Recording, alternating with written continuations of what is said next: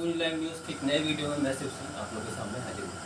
साथियों, supreme court के ताबड़तोड़ कल दो फैसले ने केंद्र सरकार की नींव हिला के रखी। दरअसल सुप्रीम कोर्ट ने कल एक तो महाराष्ट्र का फैसला दिया जो मैं आपको पिछली वीडियो में बता चुका हूँ। सुप्रीम कोर्ट का दिल्ली को लेकर के भी एक तंज आया और फैसला आया जिसने दिल्ली की केंद्र सरकार को हिला कर रख दिया। कारण ये है कि सुप्रीम कोर्ट ने बोल दिया कि दिल्ली की जो सरकार है वही असली बॉस है दिल्ली की।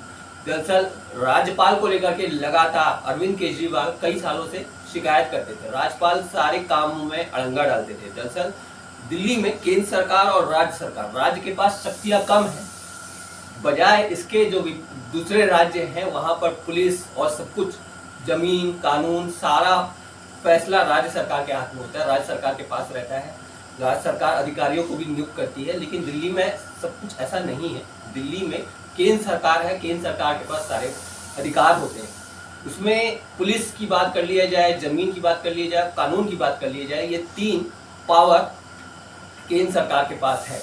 राज्य सरकार के पास बाकी सारे फैसले हैं। लेकिन दिल्ली की केंद्र सरकार जो मोदी सरकार है वो लगातार अपने तानाशाही रवैये के लिए जानी जाती है और वो अपने राज्यपाल के जरिए कहीं ना कहीं अड़ंगा दबाती थी। केजरीवाल जब भी कोई काम करते थे या जब भी कोई किसी प्रकार के अधिकारियों को नियुक्त करते थे या फिर वो काम करते थे या कोई स्कीम लेकर के आते थे, ऐसी शिकायत केजरीवाल अधिकतर करते थे। जब मामला कोर्ट में गया तो कोर्ट में कल फैसला आया।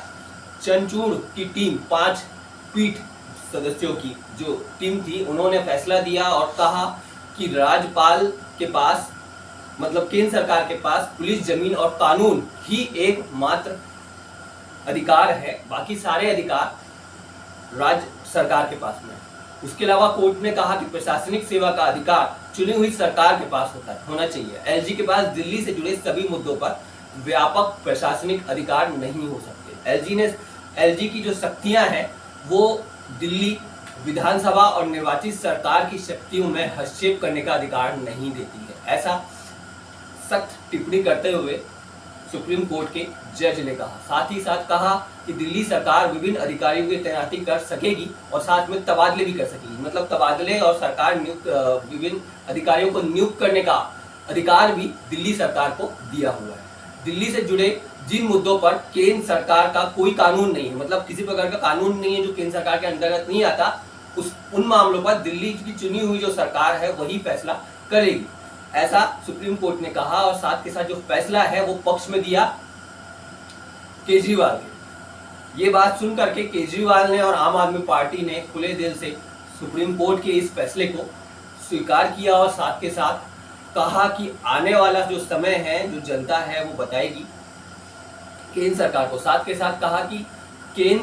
सुप्रीम कोर्ट के आदेश से दिल्ली की जनता और सहयोग से नतीजा है अगले कुछ दिनों में बड़ा प्रशासनिक फेरबदल होगा। जो कई अधिकारी काम 1.5 साल से रुके हुए थे, उन अधिकारियों पे गाज गिरेगी और उन्हें अपने कर्मों का फल मिलेगा, ऐसा अरविंद केजरीवाल ने अपने कहा। साथ के साथ तुरंत एक्शन में आती दिखी दिल्ली सरकार। सर्विसेज सचिव जो है आशीष मोरे, उनको हटा दिया गया अपने पद से।